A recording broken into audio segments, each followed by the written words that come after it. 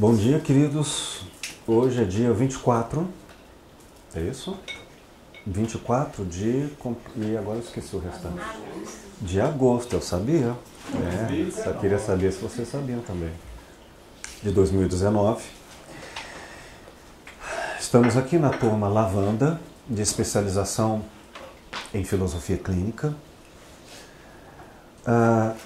Tomando um delicioso café com esse símbolo da filosofia, o pateta.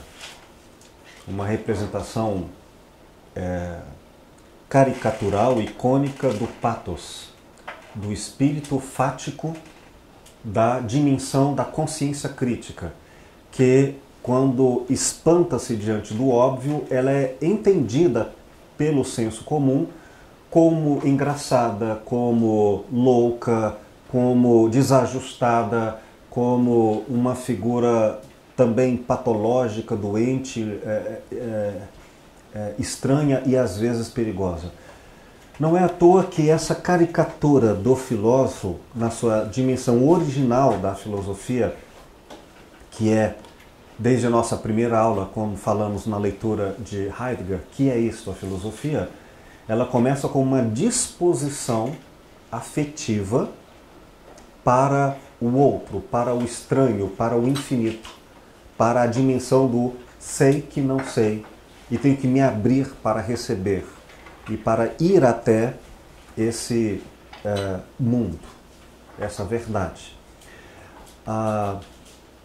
Essa noção patética, ela começa desde, por exemplo, Tales de Mileto. Uma das várias anedotas que sempre surgiram na história da filosofia, algumas de fato engraçadas, outras trágicas, mas nos faz lembrar Tales quando ele caminhava com a sua escrava. Claro, o conceito de escravidão não é o que tivemos no Brasil, né? Naquela época era uma outra forma, algo mais próximo como uma serviçal. E ele caminhava com a sua escrava e, olhando para a lua, ele cai num buraco. E a escrava faz uma piada, a famosa anedota de que filósofo, né? O termo filósofo ainda iria ser construído, mas que o pensador, o então depois assim conhecido como filósofo, ele é assim, fica no mundo da lua e por isso não vê por onde anda e cai.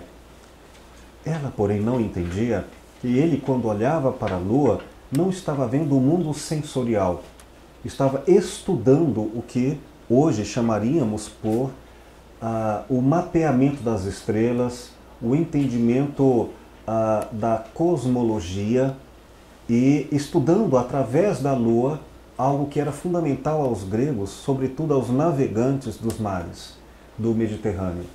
Então, ela acha que ele caiu por não pensar direito e não se dava conta de que justamente ele é que pensava com grande profundidade, muito acima da compreensão dela. Por isso o pateta, né? E tantas vezes a figura da criança, do louco e do velho tem a liberdade de pensar com estrangeirismos, que é a liberdade de pensar, o pensamento livre, e libertar o pensamento dos preconceitos. Dizendo isso, vamos à aula de hoje. Na aula passada, este foi o nosso tema. O que são autogenias? Uma introdução a partir da fenomenologia, do estruturalismo e da metafísica. Bem claramente, são introduções. Hoje faremos a segunda parte, entrando mais proximamente de algo que não abordamos introdutoriamente ainda, a metafísica na terapia da filosofia clínica. Vamos abordar esse universo. Lembrando que essas primeiras aulas do curso são aulas introdutórias, questões são levantadas para serem aprofundadas posteriormente.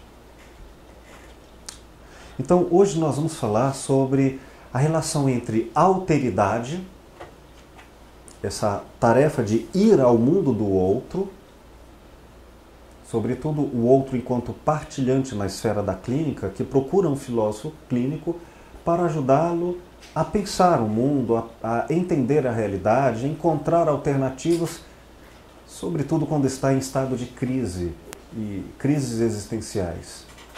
O filósofo clínico, ajudando o outro a pensar sem pensar por ele, deve colocar-se diante da outridade, por isso um exercício de autoridade.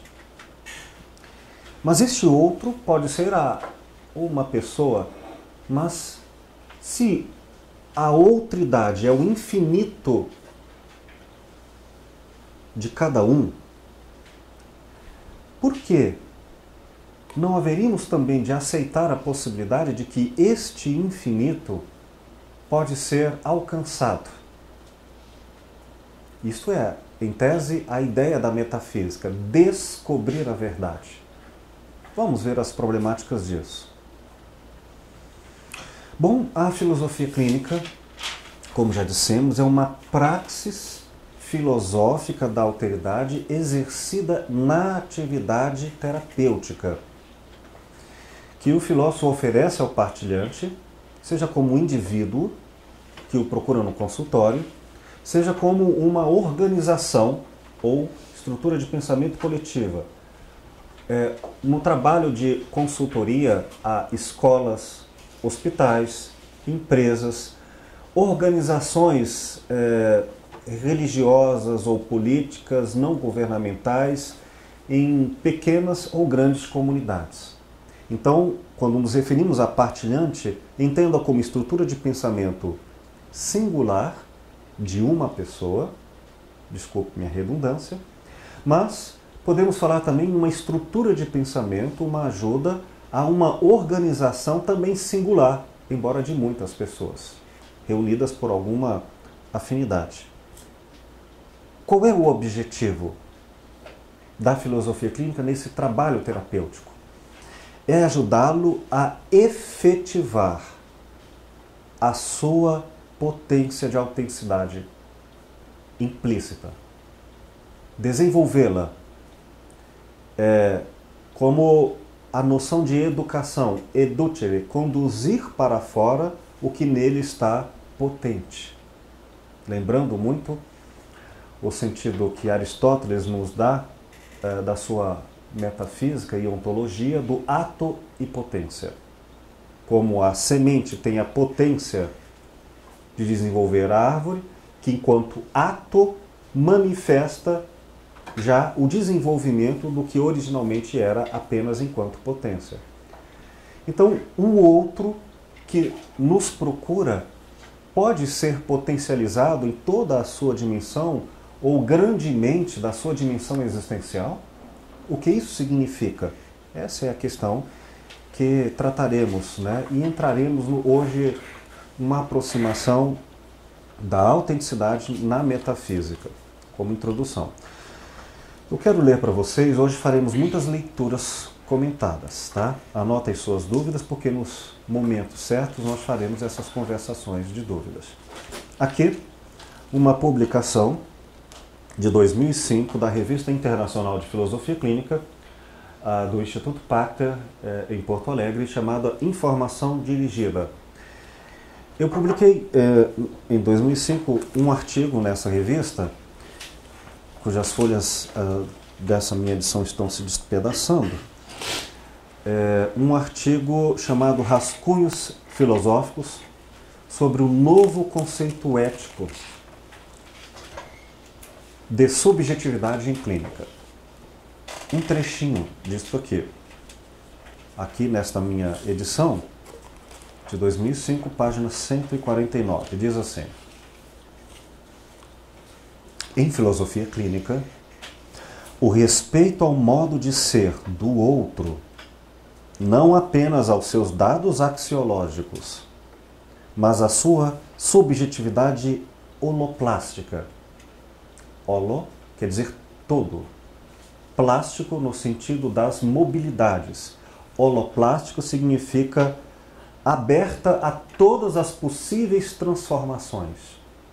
Uma subjetividade profundamente aberta ao seu infinito.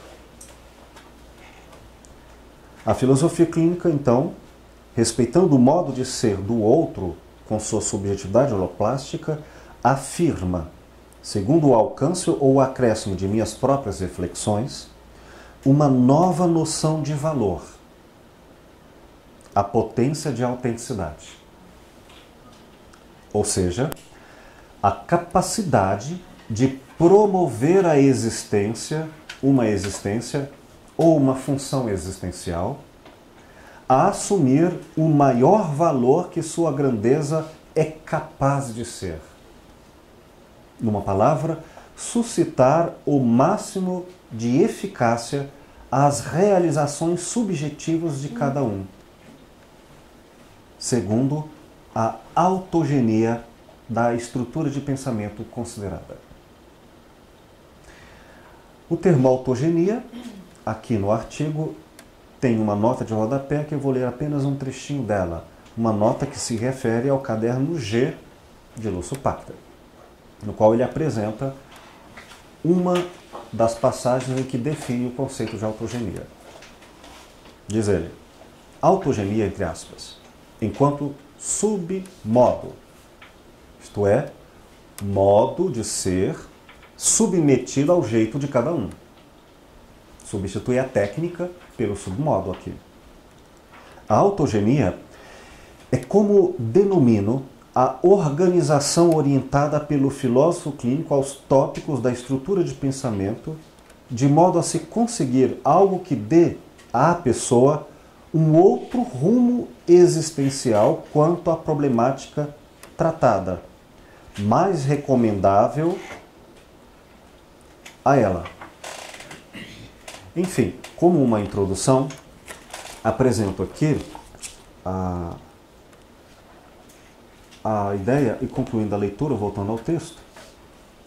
Enquanto tal, a potência de autenticidade, este valor possui uma validade irrestrita, na medida em que garantiria um total respeito à liberdade existencial do sujeito, orientando-lhe terapeuticamente no uso de submodos, isto é, gerando sobre seus costumes uma existência em geral, se possível e ou necessário, um novo modo de ser, buscando soluções aos seus conflitos internos, muitas vezes independentemente dos interesses axiológicos culturais, plurais ou hegemônicos vigentes fora dele. Traduzindo rapidamente, quando alguém nos procura no consultório, pedindo uma ajuda terapêutica, e nós procuraremos efetivar sua potência de autenticidade, isso não significa um acordo com os valores morais vigentes, com os valores médicos institucionais de uma época. Isso não implica em um acorde com qualquer parâmetro de normalidade, podendo ser, portanto, algo que destoa do senso comum, do senso científico, dos paradigmas de uma época. Estamos falando do fomento à potência de autenticidade de cada pessoa, portanto, com profunda outridade. Isso, às vezes, pode sim levar a um desconforto, a um conflito entre a potência de uma pessoa, quando ampla e desenvolvida, e o meio em que ela vive. Mas, vamos lembrar, normalmente, as pessoas que procuram a terapia já estão sofrendo de algum desconforto dessa natureza. Não estão capazes, potencializadas no seu convívio com a família, com o trabalho, com os valores, com o mundo tal qual ele se apresenta, e aí precisa de uma ajuda porque há um estranhamento, alguma incompatibilidade. Por isso, ao falarmos que a terapia em filosofia clínica, em sua efetivação da potência da autenticidade, pode levar, sim, a mudanças profundas. Ou não, de acordo com cada situação. Mas eis aqui é só uma introdução da alteridade. O fato é que nós vamos ao mundo do outro. E no sentido histórico, inaugural, como nos lembra Pierre Hadot, estudado aqui em outra aula, nessa obra Exercícios Espirituais e Filosofia Antiga, desde a antiga tradição greco-romana, a filosofia era originalmente clínica. Ah, mas a filosofia clínica, isso é uma contradição, isso não faz sentido. Não, meu amigo. Vamos recuperar a ideia histórica. A filosofia é originalmente clínica, no sentido de clínica por uma ação ética. Porque se trata de uma orientação existencial à vida. Então, como uma referência, vamos a uma citação aqui de alguns trechinhos.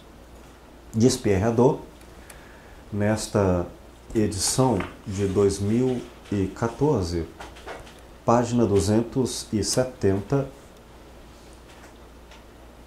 e 271, diz ele: pode-se dizer que o que diferencia a filosofia antiga da filosofia moderna é que, aí fazendo salto, a filosofia antiga propõe ao homem uma arte de viver. A filosofia moderna, ao contrário, apresenta-se antes de tudo como uma construção de uma linguagem técnica reservada a especialistas. O que diríamos que, no sentido grego-romano original, se for mera teoria no sentido técnico, ela já não é mais filosófica. Mas continuando a leitura.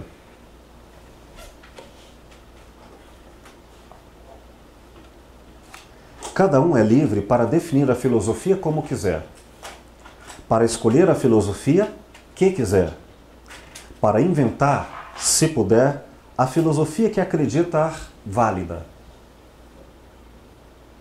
Só para citar que esse aqui, reconhecidamente, é um dos maiores historiadores e filósofos e autoridades da cultura grega. Não estamos falando, portanto, em uma pessoa que não sabe do que fala, mas uma das maiores referências no mundo contemporâneo. Eis o que ele diz.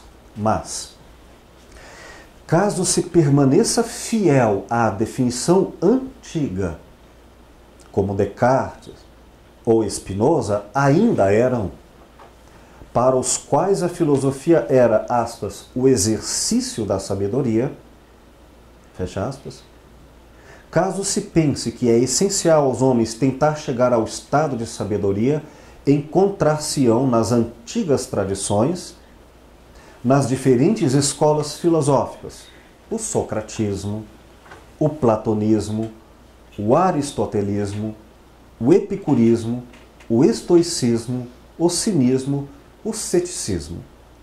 Modelos de vida, formas fundamentais segundo as quais a razão pode ser aplicada à existência humana, tipos de busca da sabedoria.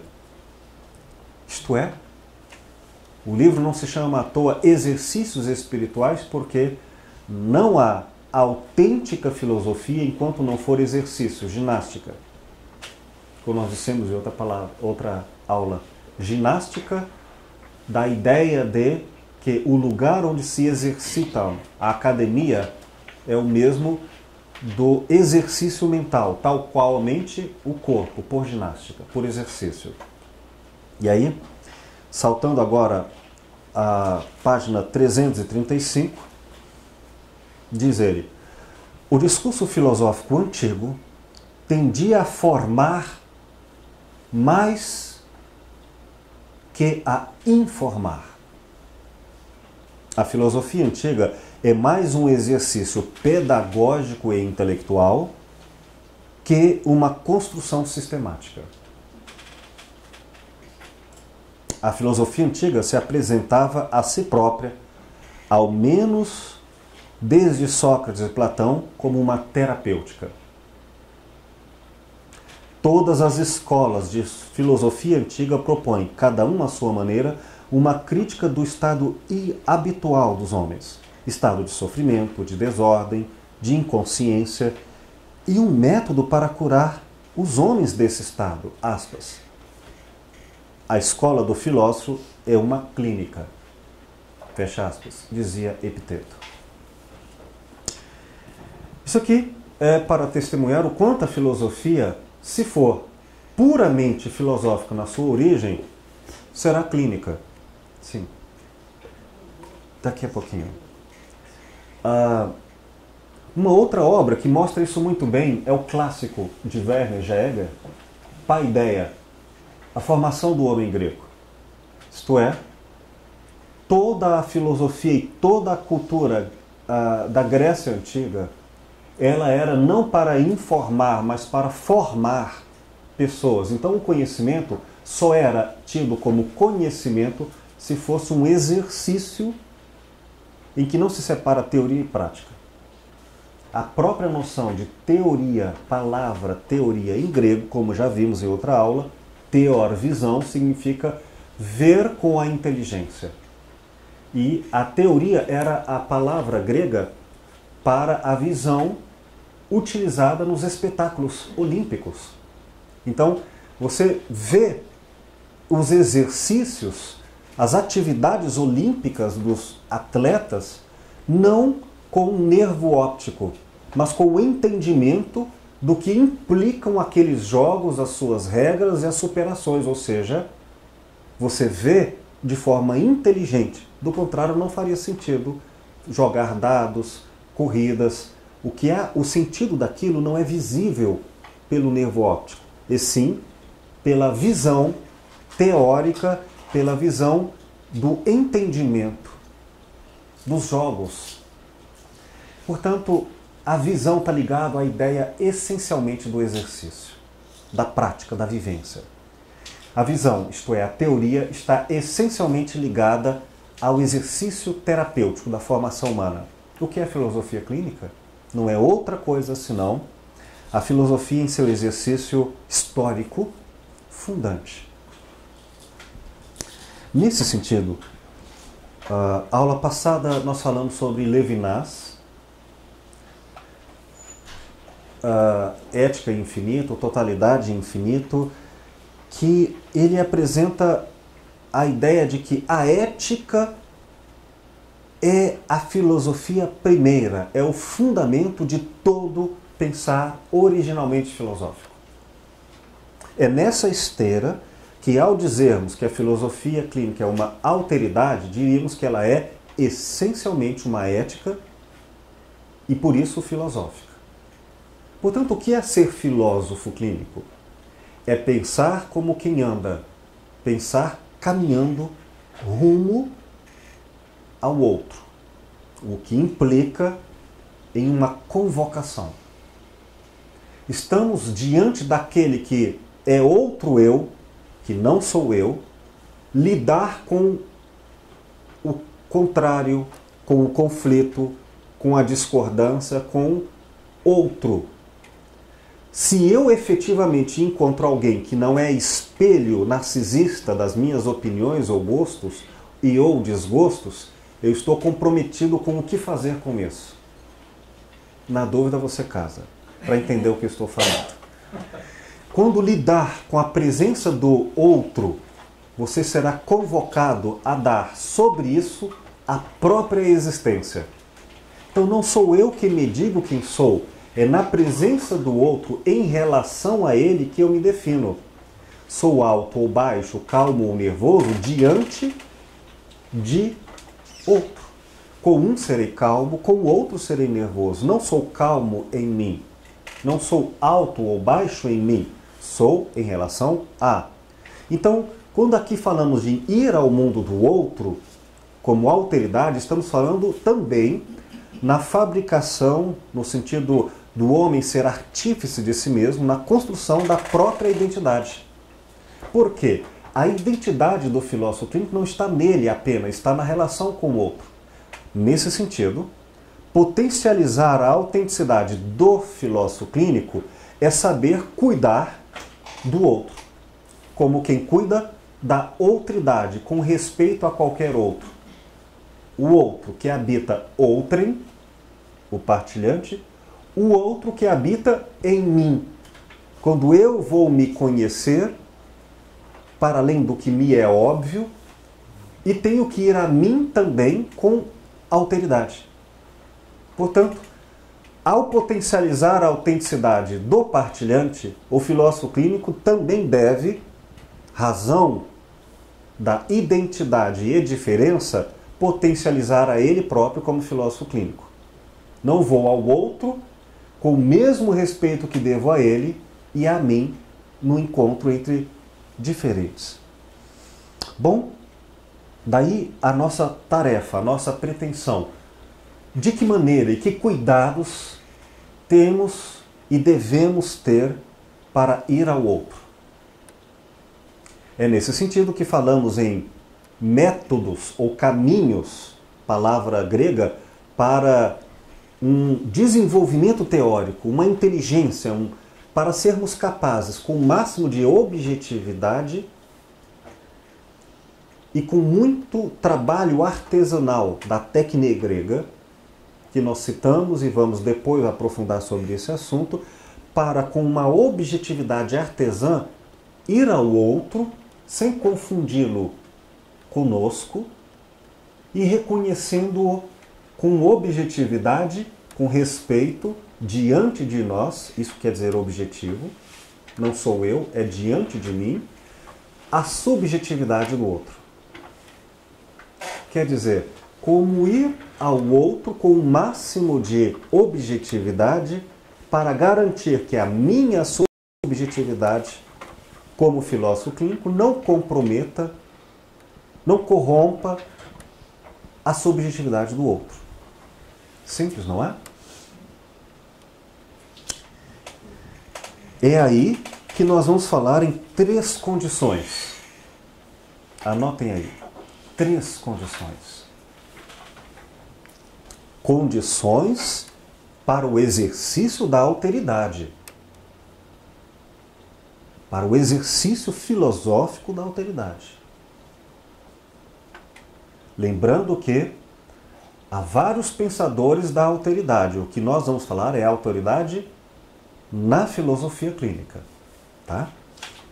Primeira é a condição filosófica de ir ao outro como um amigo. Nós citamos isso em outra aula, aqui é uma relembrança.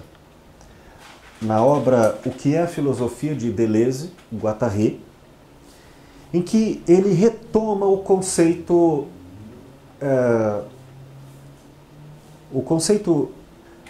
da definição de filosofia em sua raiz etimológica. Filo, amigo, sofia, verdade, sabedoria. Ora, então o filósofo, por definição, é um amigo da verdade, é um amigo da sabedoria.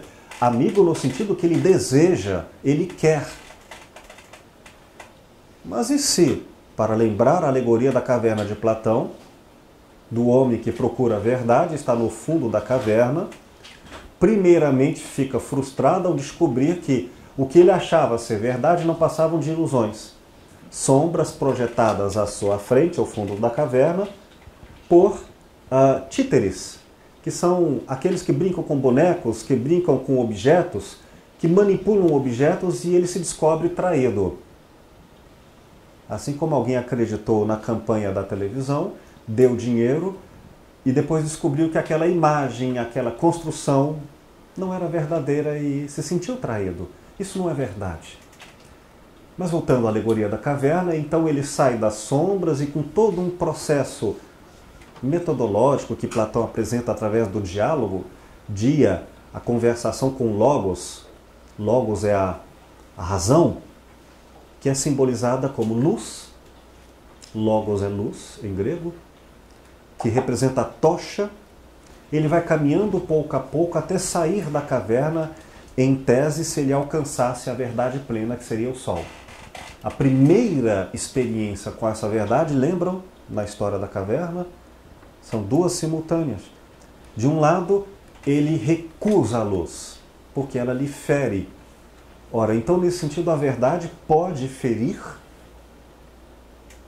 os olhos de quem esteve desacostumado com ela? Claro. Segundo, pode ser que mais do que ferir, e ferir entendam, desgostar. Imaginem se de repente eu descubro que a verdade não era nada do que eu imaginava ser aos 90 anos. Eu lutei tudo para alcançá-la e eu descubro não é nada disso. Podem imaginar a frustração? Agora é só recomeçar, meu amigo. Imaginem a famosa personagem, eu vou falar enquanto personagem bíblica, evangélica, de Saulo de Tarso. E que de repente encontra aí na metáfora da luz, agora pelo Cristo, ele vai para matar os cristãos, depois descobre que não era nada do que ele imaginava, e era até o oposto. Então, essa verdade é tão constrangedora que ele fica perdido. Ele tem que vai fazer um silêncio no deserto, que tem uma simbologia no judaísmo. Enfim, a verdade pode ferir de diversas maneiras, ela pode causar como oposição choques. E a segunda alternativa que Platão nos mostra, ela pode cegar, de tal forma que eu não consigo enxergar mais nada. Não é nem ferir, ela pode retirar a minha capacidade de ver. É o que acontece com a reação do dogma. Eu não quero ver, não quero saber, não existe, eu nego. Eu sou incapaz de ver isso, de lidar com isso, de me dar com isso. Então, diante da verdade do outro, diante do que é ser o outro, o filósofo clínico pode desgostar. O partilhante lhe dar informações, recursos, valores, modos de ser que o desagradam. E aí o que a gente vai fazer? Converter o outro para que ele seja igual a gente? Não. Nós vamos nos trair para ficar igual ao outro? Também não. Nós temos que ter uma aproximação filosófica, isto é, com a sofia, com a verdade. E essa aproximação é de um amigo, de filo. Esta amizade não é eros, é filo e não eros. Vamos entender essas duas heranças gregas. O eros, o desejo, o agradável, não é trazido em jogo. Ou seja, ser amigo da verdade não quer dizer ser companheiro no sentido de semelhante do agradável. Ser amigo significa amigo do diferente. Então, o amigo aqui não significa concordante, significa eu respeito a diferença. Eu discordo, eu não concordo, ou eu tenho outra opinião, mas essa diferenciação implica em amizade. Está claro? Então, 3 condições para exercermos a alteridade filosófico-clínica.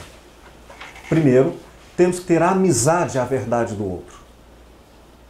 Se é verdade, e assim está no conceito grego do ser filósofo, filósofo é o amigo da verdade, o filósofo clínico é o amigo das verdades subjetivas do outro. Amigo quer dizer concordante? Quer dizer necessariamente discordante? Não. Então amigo significa eu respeito a outridade. E atenção, há limites. E esses limites do estranhamento, do diferente, da discordância, são os limites do respeito. Pode acontecer que a aproximação do outro, o outro, lembremos-nos, pode ser o partilhante acolá. Mas o outro pode ser também, no autoconhecimento, eu me dar conta de mim. E quando eu me conhecer e descobrir que eu não era quem eu pensava ser, isso pode ser, às vezes, tão difícil que eu não suporte. Daí, às vezes, a tarefa do conhecimento, do ato de conhecer, não pode ser imputada, infligida a qualquer custo. Ou seja, o conhecimento, o ato epistemológico da busca pela verdade, em filosofia clínica, ou seja, no exercício da alteridade, nunca será maior do que o respeito aos limites de cada um. Portanto, mais importante do que a teoria epistemológica que vai nos dizer quem é o outro, a verdade sobre cada um, será a ética. A ética é anterior à epistemologia. Então eu posso até não saber quem é você, posso saber e discordar. Em quaisquer dos casos, sabendo, concordando ou discordando, eu tenho que respeitar. Então a ética funda a filosofia, não o conhecimento. Para entender melhor isso, eu trago a vocês aqui e é importante estudar um pouco de Michel Foucault, quando mais ao fim da vida dele, ele procura recuperar um fenômeno próprio dos gregos, que era a parresia, isto é, o cuidado de si. O ato do exercício que nos referimos a de Pierre Hadot, de pensar de forma cuidadosa, que é o exercício terapêutico e clínico. Estão me acompanhando bem? Pois bem. Então, a expressão de Sócrates, tão repetida,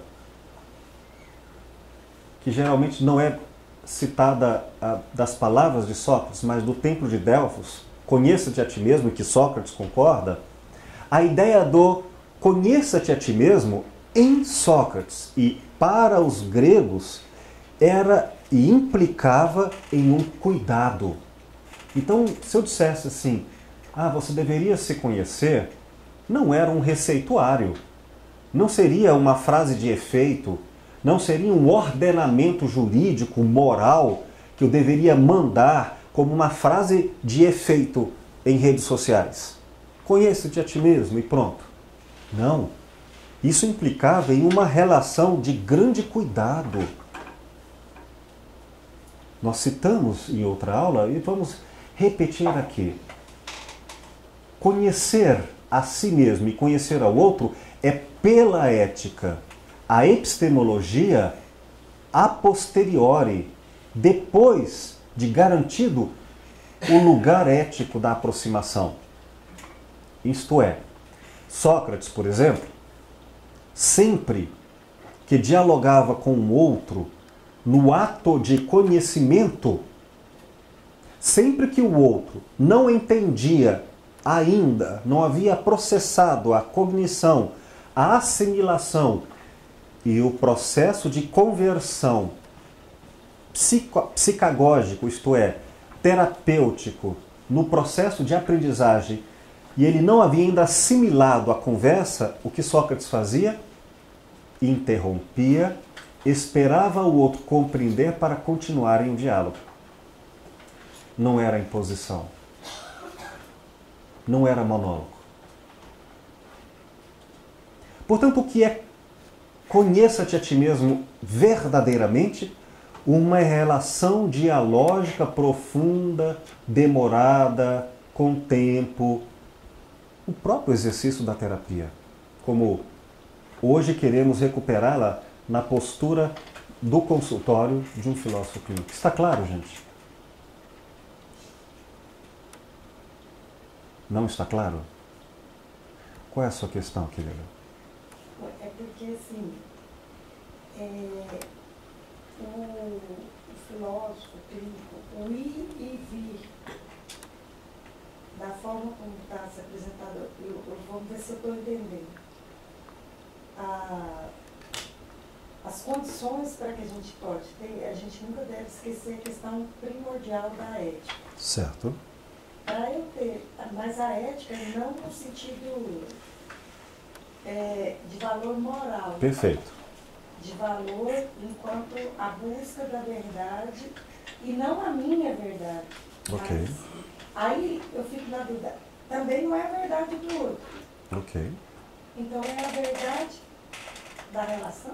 Exato.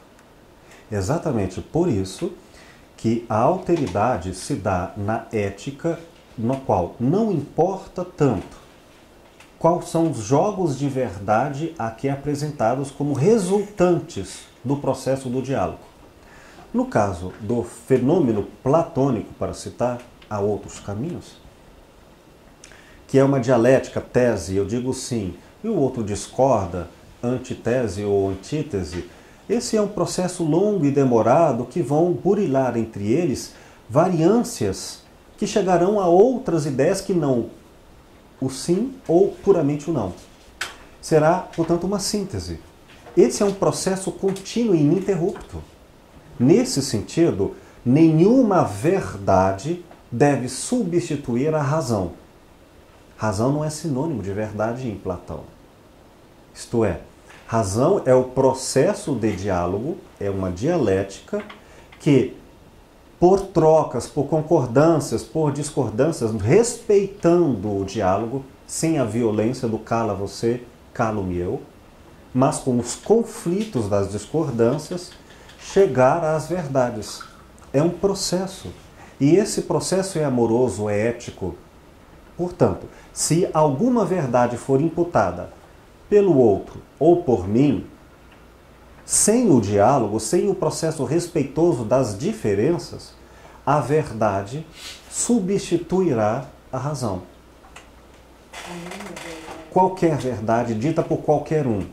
Ou seja, nenhuma tese epistemológica, por mais bem elaborada que seja, por qualquer teórico de qualquer área do saber, deve substituir o diálogo e o respeito à diferença e à discordância.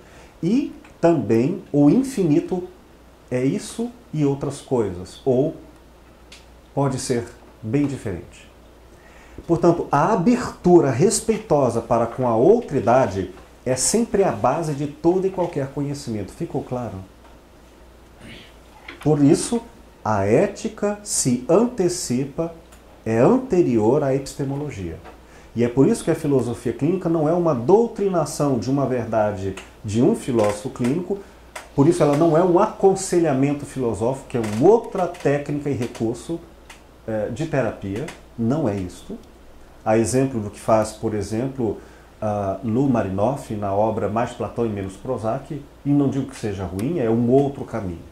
O que nós fazemos é uma ética de alteridade, em que temos que ir ao outro com essa amizade, no sentido do respeito às diferenças. Ficou claro agora? Olha, uma consideração de Cristine Monteiro Matar, desta obra Psicologia, Cuidado de Si e Clínica, Diálogo com Kierkegaard e Foucault.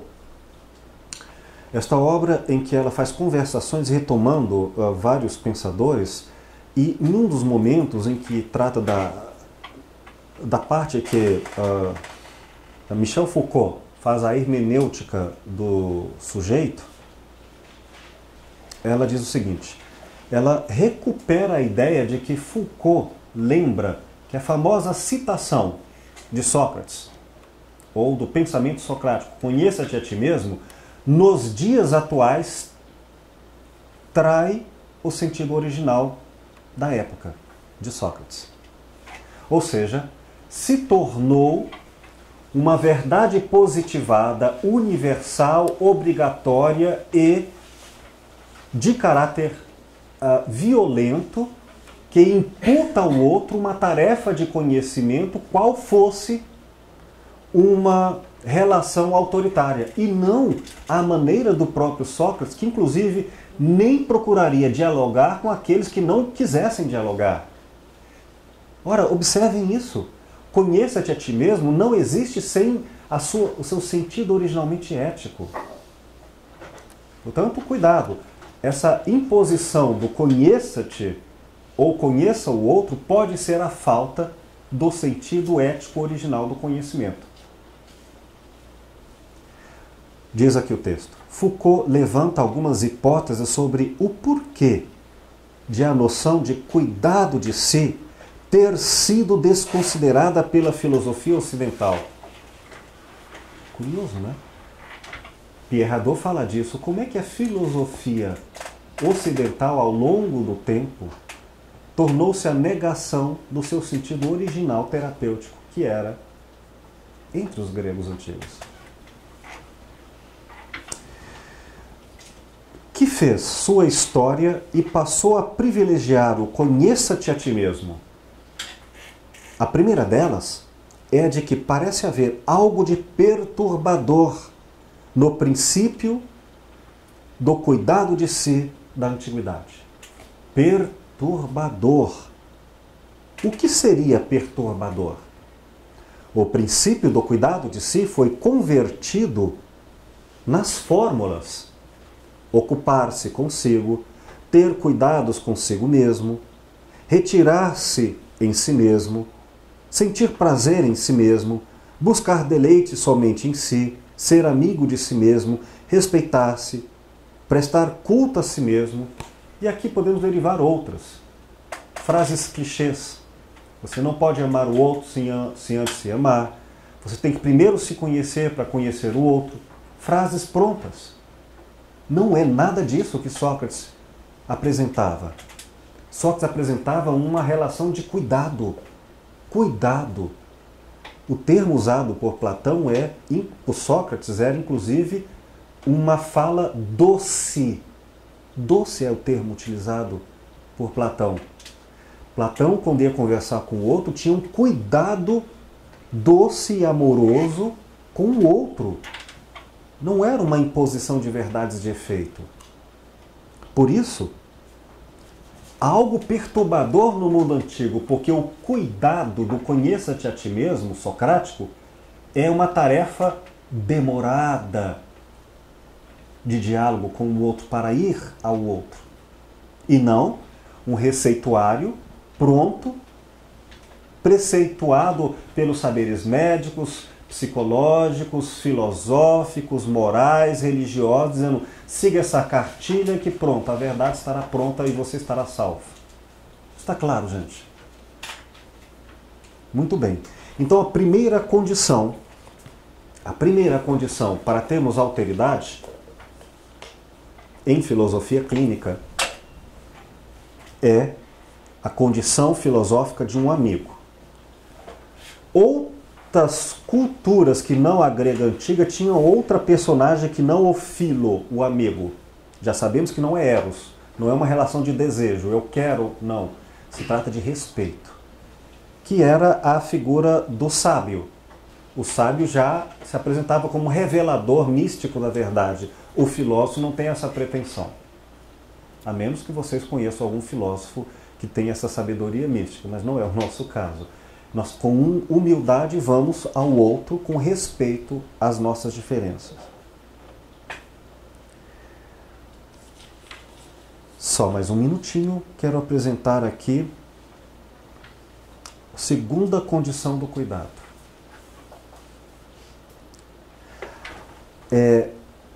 Na condição filosófica, a segunda condição filosófica para a alteridade é a do cuidado. De novo, é uma dimensão ética.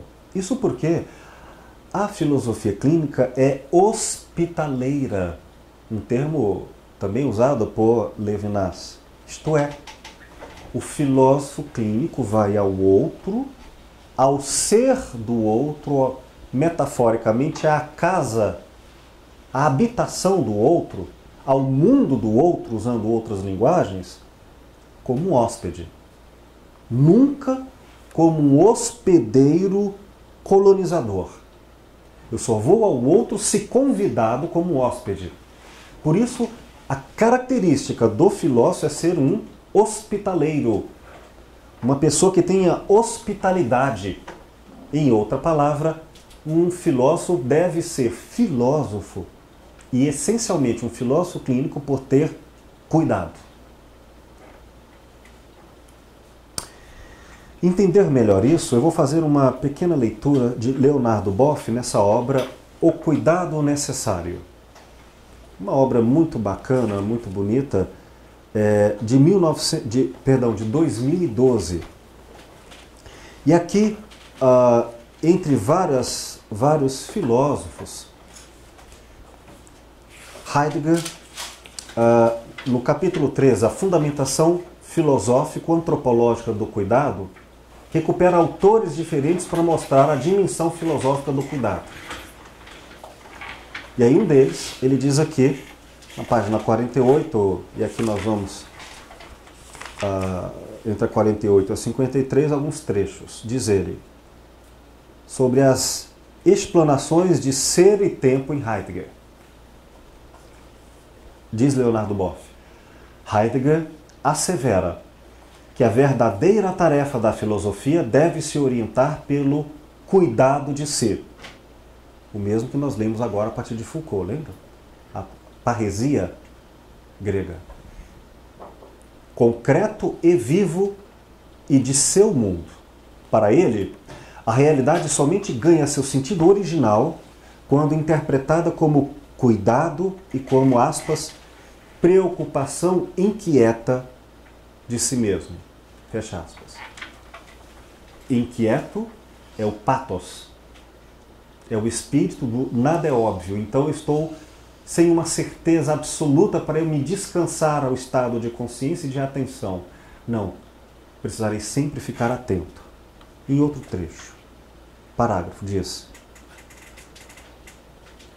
do estudo de Santo Agostinho, tira o conceito que vai aparecer em Ser e Tempo, acerca do, aspas, cuidado autêntico, fecha aspas.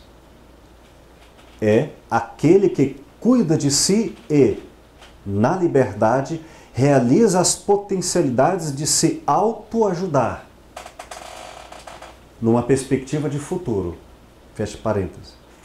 Também deriva dele o, aspas, cuidado inautêntico, fecha aspas, que é cuidar de si de maneira obsessionada, ocupando-se de tudo e menos de si mesmo.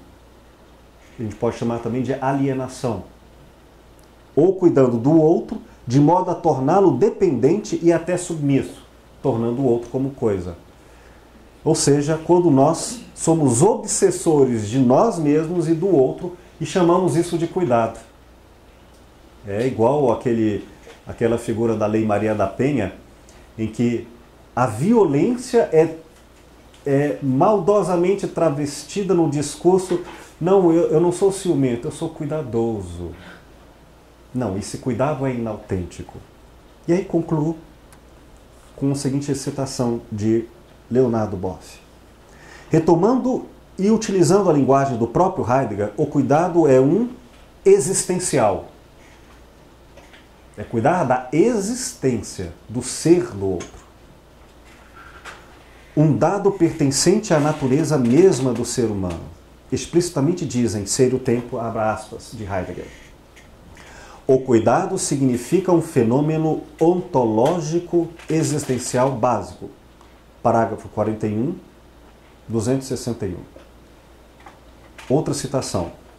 O cuidado fornece os fundamentos ontológicos adequados para o ente que nós mesmos somos e que chamamos de homem. Fecha aspas. Parágrafo 41, 262.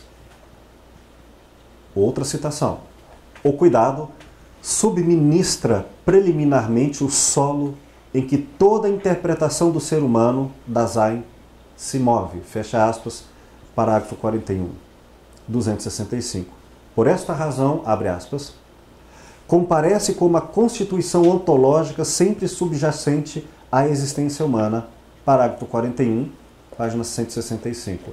E, dito de uma maneira menos formal e talvez linguagem mais acessível, Heidegger quer afirmar: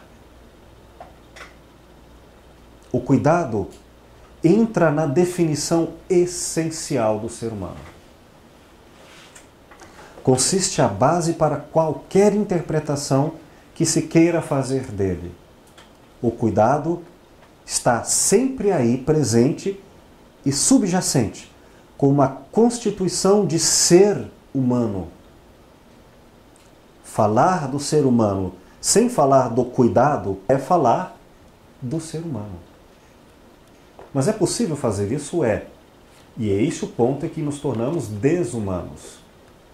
Portanto, fazer filosofia clínica estou aqui demonstrando a vocês, por várias referências, é exercer a mais profunda constituição ontológica, o ser do homem, e ética do ir ao outro, que é outro ser humano, no cuidado.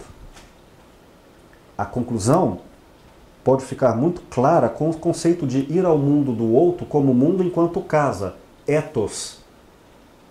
Ora, a casa do homem, que o lugar em que ele é humano, se ele ficar desabitado do seu ethos, no qual eu respeito com ética, eu tiro da sua casa. Ele fica fora de casa, fora de si, fora da humanidade, fica desumano. Não há filosofia, e certamente não haverá filosofia clínica, sem cuidado. Isso poderia até ser de boa vontade, com 1000 teorias explicativas, mas não seria senão desumanidade, porque eu trataria com as minhas doutrinas teóricas, sejam quais forem, o outro como um prego e as minhas verdades como martelos. Meus queridos, com essas duas primeiras condições filosóficas do cuidado, nós faremos um intervalo. Depois voltaremos, responderemos e dialogaremos amplamente sobre todas as dúvidas levantadas e iremos, após este intervalo comercial, para a terceira e última condição filosófica da alteridade, do ir ao mundo do outro, a condição filosófica do pathos. E é aí que nos encaminharemos para um pathos da metafísica, não só do outro, mas do infinito além do outro. Mas isso ficará para os próximos intervalos comerciais.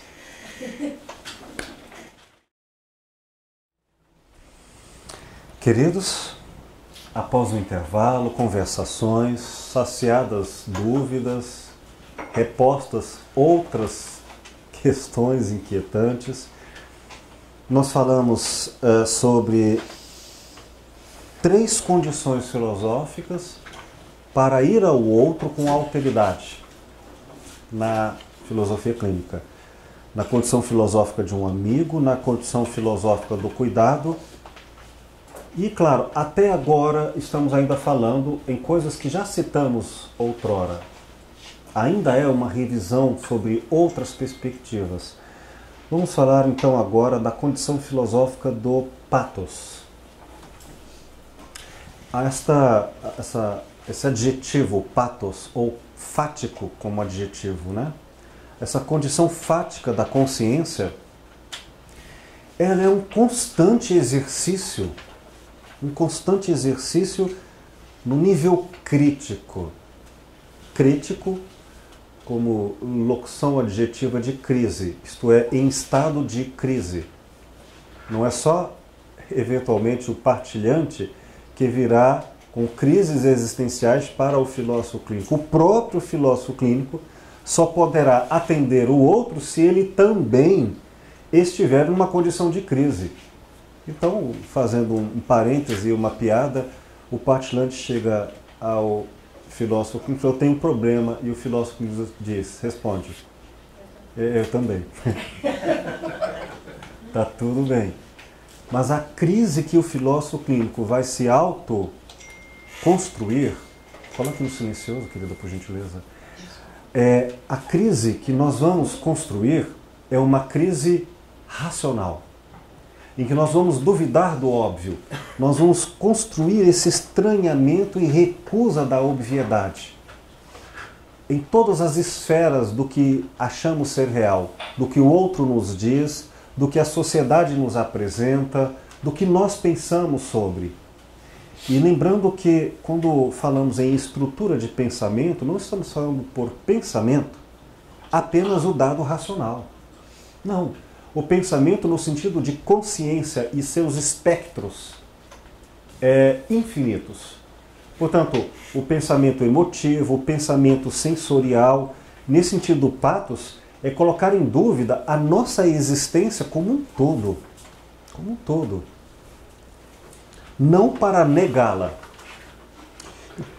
uma forma de entender isso, uma forma, entre outras, de entender isso, como nós veremos ainda mais adiante no curso, é por um aprofundamento do conceito de intencionalidade na fenomenologia.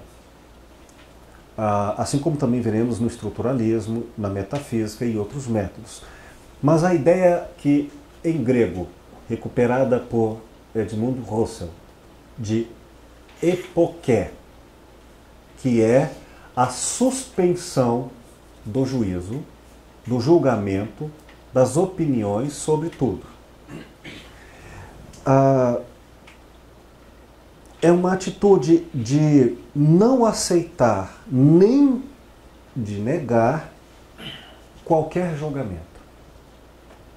E com essa crise a que me refiro, não é ir contra, também não é ir a favor, é preste atenção. Digo que então, o espírito do pathos é um espírito de atenção. A essência da filosofia, lembrando toda a literatura de Perrador que estudamos em outras aulas, é nunca confundi-la com uma doutrina, seja qual for. Ela é antes, enquanto ética, antes de epistemologia, ela é um estado de atenção. Se existem dogmas nas ciências, existem também dogmas nas religiões, também existem dogmas nas filosofias, que é quando se elabora uma teoria filosófica da realidade e abandona o espírito filosófico do pathos. E aí, o que deveria ser uma resposta ou uma proposta de resposta se torna dogma, não é? Bom, nesse sentido, o que significa esse estranhamento, esse exercício que não é que deve ser entendido em seu sentido profundo? Pathos não é um espanto no sentido de susto. Não é isso. Pathos é exercício. É exercício.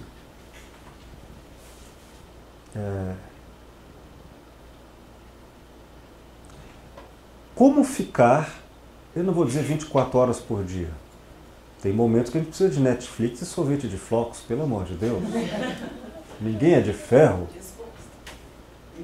Mas, na presença do outro, quando o outro vai trazer suas inquietações e diante de um sofrimento, sobretudo, e diz assim, me ajuda. Situações das mais diversas do mundo e ele diz, pelo amor de Deus, me ajuda, eu estou perdido, me mostra um caminho. Eu não posso ficar distraído, não posso doutrinar. E, tal qual uma ginástica, eu não posso, de repente, ir para a academia e levantar pesos pesados. Ainda que consiga, as consequências serão terríveis, porque falsas. Então eu não posso virar filósofo, ter uma dimensão filosófica original do nascedouro da filosofia, que é o pathos, como se a consciência fosse capaz disso só na hora de entrar no consultório. Virei filósofo porta dentro, porta fora, eu já não sou mais filósofo, não tem como eu fazer isso. Sou atleta de fim de semana. Eu tenho que exercer isso no mundo da vida. Porque é no mundo da vida que eu vou estar exercitando o duvidar do óbvio. Por isso não é um duvidar no nível intelectual. Isso eu posso fazer no final de semana, isso eu posso fazer em uma aula, entende? Eu posso fazer uma dúvida apenas um pathos no sentido da ética, um exercício ético de questionar o que é certo, o que é errado em situações de crise. Não é uma ocasionalidade. Para se ser filósofo é como se ser um atleta. E deve-se ser constantemente, com pausas por Netflix. Mas não posso descansar o espírito filosófico da vida, achando que filosofia, e sobretudo uma filosofia clínica terapêutica, é instrumental. Pondo uma capa, pondo um discurso, pondo uma aparência com caras e bocas teatrais terapêuticas para doutrinar o outro como se isso fosse filosofia. É qualquer outra coisa, mas não. Então, para entendermos isso aqui, eu cito aqui na obra de Exercícios Espirituais e Filosofia Antiga, de Pierre Hadot, ainda aqui na introdução, alguns trechos de comentário que o professor Arnold e Davidson fala sobre a obra como um todo. E cita ele. Página 8. 8 aqui, 9. Os exercícios espirituais, na expressão exercícios espirituais, é preciso levar em conta ao mesmo tempo a noção de exercício e o significado do termo espiritual. Os exercícios espirituais não funcionam simplesmente no nível proposicional e conceitual. Não é uma nova teoria metafísica que nos é proposta aqui. Pois os exercícios espirituais são precisamente exercícios. Isto é, uma prática, uma atividade, um trabalho sobre si mesmo, e que se pode chamar uma ascese de si. Aqui retomo o que falamos há pouco na crítica de Michel Foucault, a parresia, o cuidado de si, remetendo ao equívoco que hoje, no senso comum, temos sobre a epígrafe do pensamento socrático do conhecimento de si mesmo. Ora, hoje parece que é uma verdade posta, uma doutrina positivada com preceituários de frases de efeito ou ordens pragmáticas. Faça isso, ame a si mesmo, você não pode ir ao outro se antes não se conhecer. Todos esses tipos de estigmas. Não. Conhecer a si mesmo é um exercício de cuidado de si. E isso não implica em doutrinas. O próprio Sócrates dá essa testemunha. Isto é, ele não formula verdades prontas para dizer, depois de muito pensar, cheguei a esta conclusão, pronto e acabou. O que Sócrates formula e reformula sempre? O diálogo.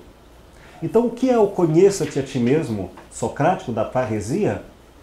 É algo diferente da nossa época, em que o autoconhecimento está vinculado a uma crença de individualismo. E no individualismo capitalista, eu tenho, eu sou, e coloca um predicado, uma foto bonita, um predicado autoelogiável, qualquer coisa. Não. O autoconhecimento é, nesse sentido, um grande exercício de se conhecer, que é, sobretudo, ético. O tempo todo exercitando, recuperando, retomando o conhecimento. Tá claro? Diz aqui, os exercícios espirituais fazem parte de nossa experiência. São experimentados, ele coloca entre aspas. Parece uma redundância, mas é preciso usar ênfase para a gente recuperar o que significa exercício. Então, qual é a condição filosófica do pathos para se fazer filosofia clínica, para se ir ao mundo do outro? É uma experiência. É um exercício, é uma ginástica. Não é um discurso teórico de consultório doutrinando o outro com aconselhamentos próprios. E aí, ele explica o que quer dizer a palavra espiritual para Hadot. Porque é constrangedor, às vezes, numa época em que o termo pode ser comprometido por uma interpretação religiosa. O que não é o caso. Espiritual no sentido da psique grega, no sentido do espírito grego, no sentido da universalidade do conceito. Diz aqui, a palavra espiritual permite entender bem que esses exercícios são obra não somente do pensamento, mas de todo o psiquismo do indivíduo. Quando falaremos em estrutura de pensamento, aqui em Lúcio Pachter, que procura recuperar na história antropológica, filosófica, da filosofia em seus 2.500 anos, tudo que se pensou sobre conceitos, definições, teorias a respeito da condição humana, ele procura trazer tudo isso como possibilidades de verdades, de respostas, de lugares, por isso utópicos, do espaço humano. Então, quando eu vou ao outro, no mundo dele, no lugar dele, qual é o lugar utópico em que ele habita? Há vários tópicos, há várias possibilidades de montagem desta casa do outro. Então, essa estrutura de pensamento não é pensamento como se o outro fosse apenas uma racionalidade. É pensamento que significa toda a consciência, todo o psiquismo dele. Tá claro? Há, inclusive, um dos tópicos, um dos lugares da estrutura de pensamento que nem eu próprio tenho. Ora, vários terapeutas, vários filósofos falam de coisas como Henri Bergson, de noções que atravessam a gente e que nem a gente se dá conta para dizer fui eu que pensei. E, no entanto, a minha boca diz. Às vezes um dado intuitivo, às vezes um acontecimento, qual um verbo, com sujeito indeterminado, aconteceu, choveu, lembra? Quem choveu? Quem aconteceu? Não é cabível o pronome pessoal, eu, seu, possessivo. Acontece. Então, há situações em que nós também temos manifestações que ultrapassam nosso próprio conceito, autoria de eu. Há pessoas que podem revelar pensamentos que elas não pensavam, atravessar telepaticamente acesso aos outros, a culturas. Enfim, quem diz que nós somos exclusivamente eu? E também não podemos ser metafisicamente aberturas para cosmos, para o inefável, para o transcendente, o transpessoal. Então, nesse sentido que, por estrutura de pensamento, inclui todas as possibilidades elencadas na antropologia do eu, incluindo a transcendência do eu. Porque a história do pensamento humano inclui a mística, inclui o não racional, inclui no fenômeno humano a transcendência do próprio eu. Não é isso? Nós vemos isso em várias manifestações culturais, nas artes, nas religiões, nas ciências e também na filosofia, o elemento da transcendência metafísica. De modo que, continuando a leitura, se referindo à filosofia antiga, a filosofia antiga é exercício espiritual porque ela é um modo de vida, uma forma de vida, uma escolha de vida. A vocês, queridos, que querem fazer especialização em filosofia clínica, claro, há quem pretenda e até alcance isto. Ganhar um título, um diploma e mais um predicado para o seu eu. Eu sou filósofo clínico, eu sou especialista tal. Tudo bem. Mas o que é essencialmente é um exercício de alteridade na condição do pathos. E isso implica um modo de vida. Não serei filósofo clínico porta adentro de forma instrumental por acaso e circunstâncias financeiras e mercadológicas, entende? Vou ganhar dinheiro na terapia, ou fazer discursos de autoajuda, do cuidado de si, sem exercício. Continuando a leitura. De modo que se poderia dizer também que esses exercícios são existenciais, porque possuem um valor existencial que diz respeito à nossa maneira de viver, nosso modo de ser no mundo. Eles são parte integrante de uma nova orientação no mundo, uma orientação que exige do filósofo, né? Uma transformação, uma metamorfose de si mesmo. Se vocês não querem passar por esse processo, procurem outro curso. Pierre Hadot resumiu sua concepção dizendo que um exercício espiritual é uma prática designada a operar uma mudança radical do ser. O Galo diz isso. Pois bem, ao longo da história da filosofia, esse pathos tem sinônimos, tem traduções. Nós já falamos disso em outra aula, a primeira, quando lemos Heidegger, que é isto a filosofia. Mas eu vou apenas recuperar algumas das qualidades, atributos que são próprios desta terceira condição filosófica para ir ao mundo do outro. Tornar-se constantemente ser um ser de indignação moral.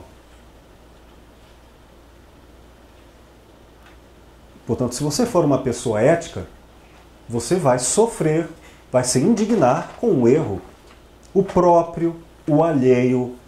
Essa indignação, alguns se caminha para a revolta, outros para a compaixão, outros para a ajuda. Ela tem várias expressões, mas é um estado de crise, só que não será de indiferença. Alguns poderão tomar partidos por certas opiniões, ideologias, outros por outras contrárias, outras sem apego a doutrinas, mas haverá um espírito de inquietação, de indignação, diante do caso da alteridade, da violência ao outro. Né? Haverá uma inquietação, uma crise. Há filósofos como Heidegger ou Sartre que chamam de angústia existencial. Diante da morte, diante da finitude. Quer dizer, a gente pode se distrair. Para isso tem cachaça, né? E seus sinônimos. A gente pode não se responsabilizar com os problemas. Mas ser um filósofo clínico é enfrentar isso. Porque os problemas que são trazidos ao consultório são problemas humanos. E esses problemas humanos, a Grécia ofereceu várias respostas fabulosas. Uma delas foi a própria literatura da tragédia. Nós falamos também em aulas passadas sobre isso. Tragédia não é, no sentido grego original, reclamação, é encare o fato da mortalidade. E diante disso, o que a gente pode fazer? Aí alguma das notícias desse conhecimento lúcido das nossas limitações. A pulsão de vida.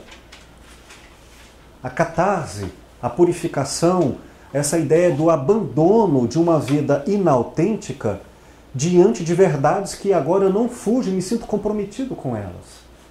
Então, como podem ver aqui atrás, a famosa citação tão repetida por filósofos como Karl Marx, como Freud, como vários pensadores de nossa época, do século II a.C., do romano Públio Terêncius: nada do que é humano me é estranho. Então, diante do escândalo, sabe, de coisas que podemos chamar de traição, morte, mentira, isso é nosso, isso é nossa humanidade. A gente erra, a gente aprende. Não há mais a ideia do erro como a condenação, como a maldição, algo que foi maldito, mal compreendido. Não. O erro na nossa condição de seres errantes, isto é, que erram, que aprendem. Portanto, é importante que, para se fazer o caminho que vai ao mundo do outro, utilize-se da condição filosófica do pathos. Está claro isso, gente? É ginástica. Quais são as 3 condições para se fazer o caminho de ir ao mundo do outro na filosofia clínica?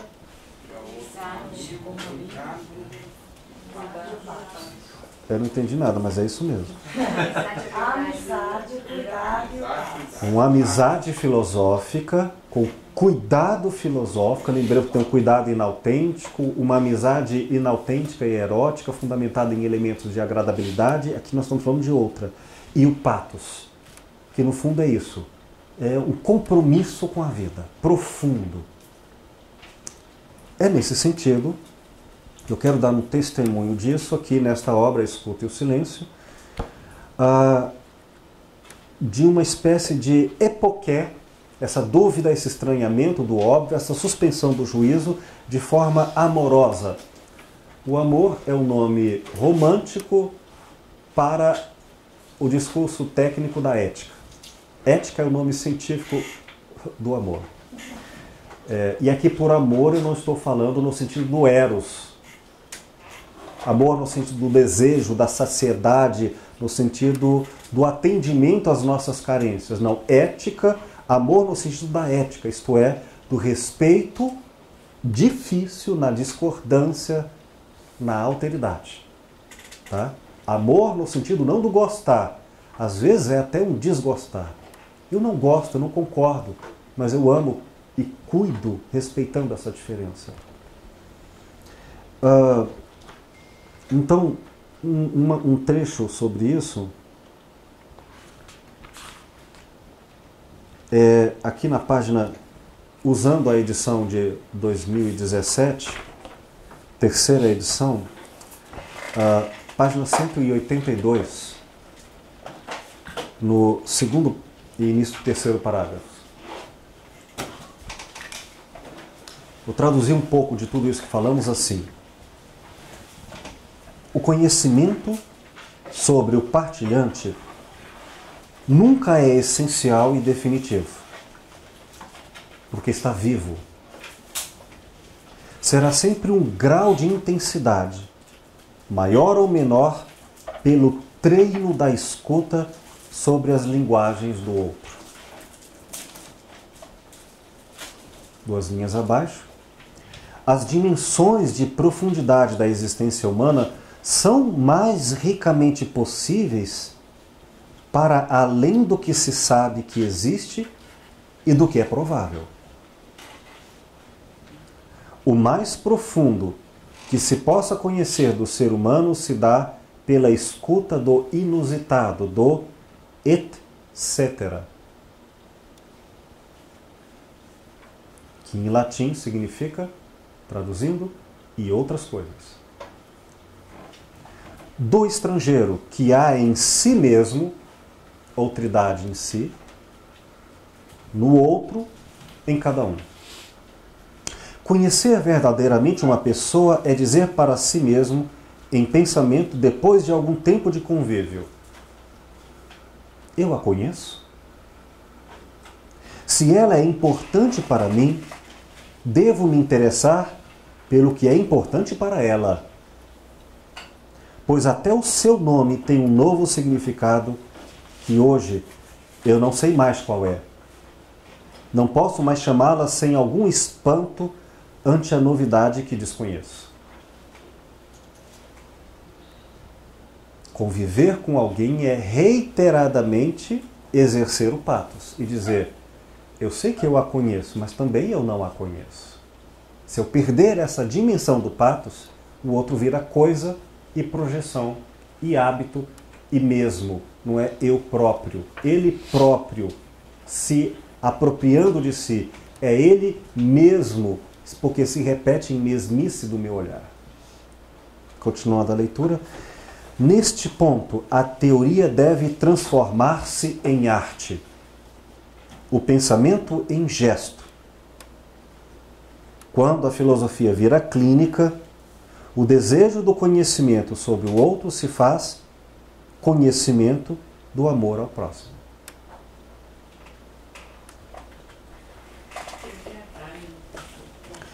(182).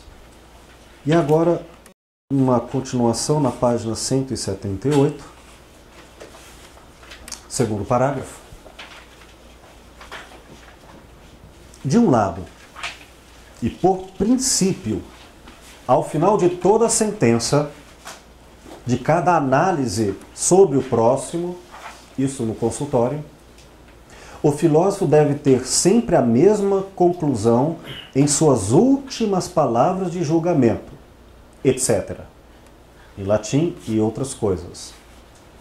Termo que não vem do raciocínio, isto é, da epistemologia, porque é antecipado a qualquer pensamento de explicação dos significados da vida.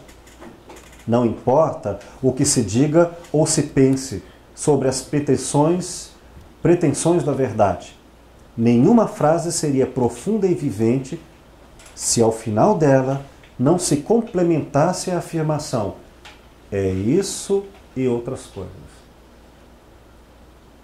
Até quando não se trata de duvidar e se ter certeza a pessoa de fato cometeu erros, seja no auto-julgamento, seja num julgamento ético, social, seja num julgamento jurídico comentado, não importa. Ainda que isso seja verdade, é isso, mas não é só isso, é isso e outras coisas. Não se perde o infinito com o conhecimento que se tem, ele não se reduz ao que temos sobre ele.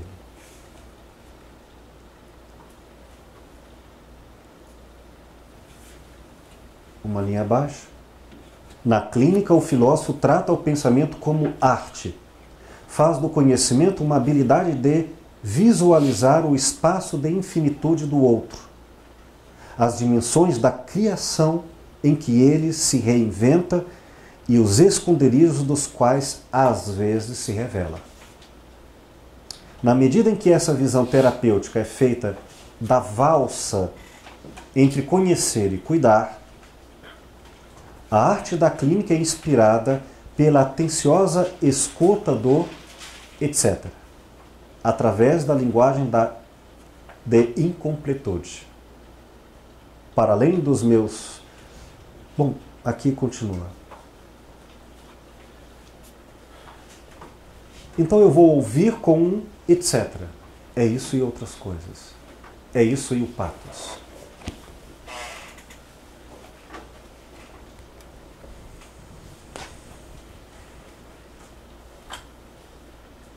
É simples, não é? Isso é o quê? A palavra simples aqui é muito bem dita. Bendita palavra. Simples e não simplório.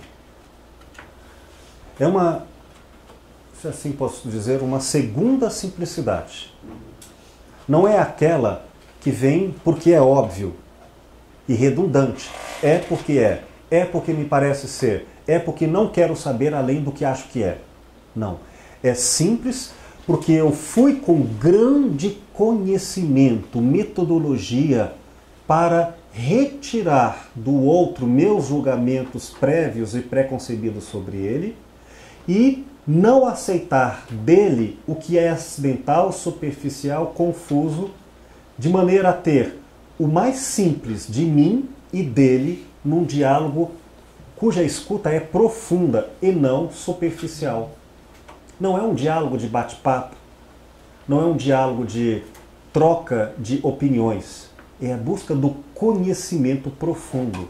Por isso, o maior conhecimento, se ancorado metodologicamente por uma boa formulação objetiva, construída, será o conhecimento mais simples possível. Só um conhecimento muito bem elaborado, teoricamente, pode alcançar a simplicidade. Se tornou complicado ao ponto de que isso não atinja o conceito e o entendimento do conceito, nós estamos falando em outro caminho que não esta simplicidade adquirida no exercício de aproximação do conhecimento filosófico.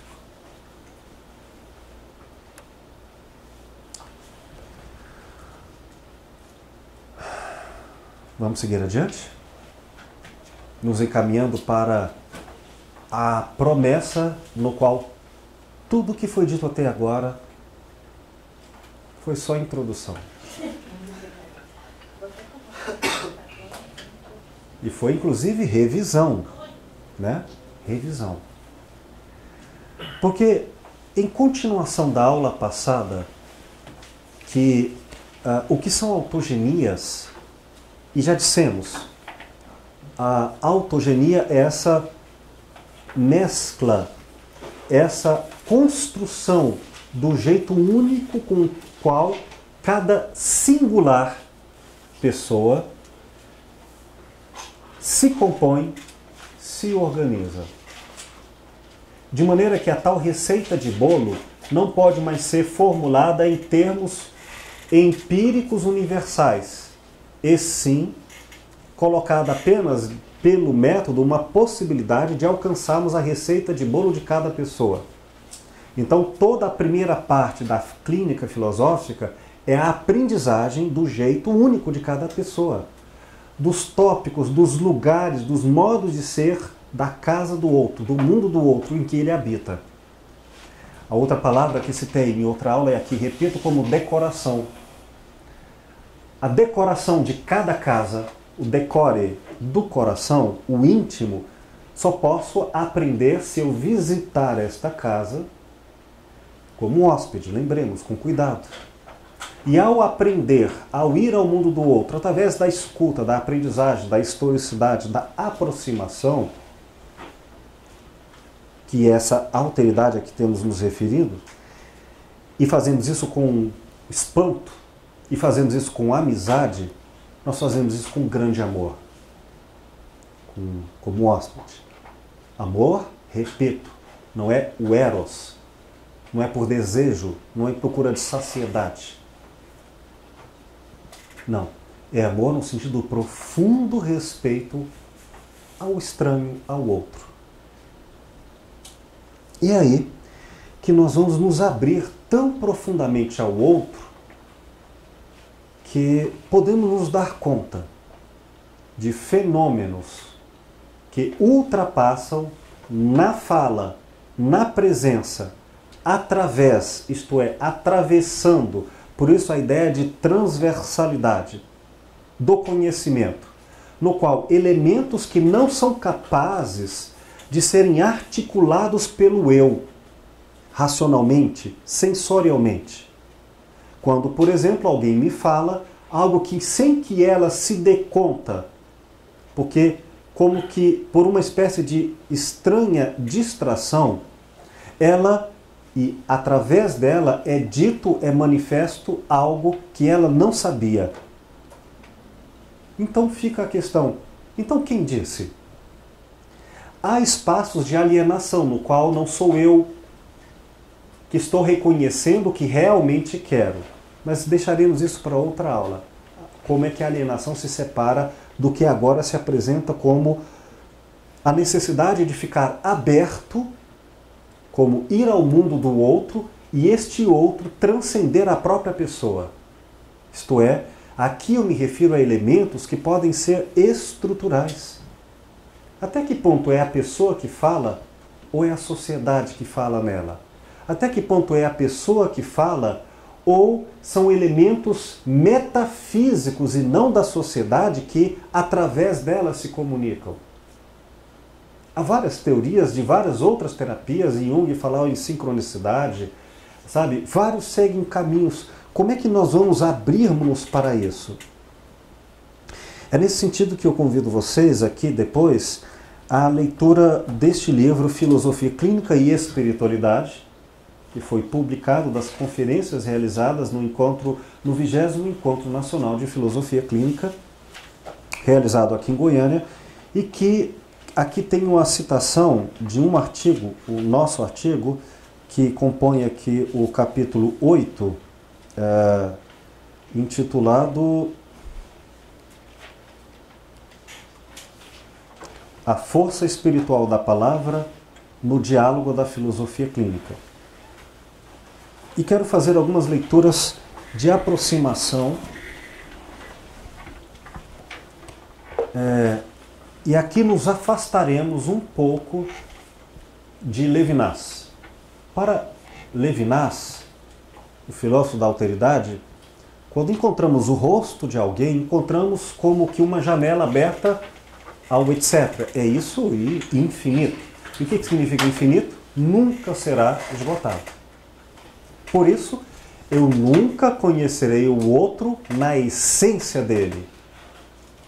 Porque se eu conhecesse o outro na essência dele, em tese eu teria sido capaz de percorrer o infinito. Quem costuma dizer isto, que conhece o outro na essência, ou se conhece na essência, Não é difícil que esta pessoa, na verdade, tenha se apropriado com a sua teoria sobre o outro e já não é mais o outro. Portanto, pelo que nós estudamos na fenomenologia, ou estudaremos, que implica numa alteridade no qual eu vou ao outro, justamente porque ele é outro, e não o eu, e não o meu mesmo, eu tenho que manter aberta a infinitude. Como eu posso saber na essência o que está acontecendo lá? Lá, enquanto estrutura de pensamento, lá enquanto raciocínio, valores, corpo, expressividade, prejuízos, todas as dimensões do outro. Bom, o fato é que algumas pessoas não se dão conta do quanto elas podem, sem que propriamente elas enquanto autoria, mas através delas, por isso via transversalidade, nós acessamos o outro, na essência. Como é que eu sei disso? Vocês mesmos, para não falar em coisas muito distantes, às vezes, sem nenhum elemento cognitivo possível, tinha certeza que outra pessoa estava em perigo, ou que a outra pessoa queria conversar com você e você ligou para ela e disse: que bom que você ligou, eu queria falar com você, e no íntimo você sabia, e não foi por nenhum dado de racionalidade, nenhum elemento cognitivo possível. É um exemplo. Isso não é estranho, no sentido de anormal, isso é até muito comum. Fenômenos como esse podem acontecer de tal forma que às vezes eu estou andando de carro para um lugar e de repente, não sei porquê, mas me dá uma vontade mais sensorial do que intelectiva de virar à esquerda. E encontro situações que são importantíssimas de uma tal forma que, se não fosse isso, esse inusitado, muitos conhecimentos, descobertas e transformações não aconteceriam. Então, elementos como esse podem fazer parte da terapia? Sonhos, às vezes, que são premonitórios? Por que não?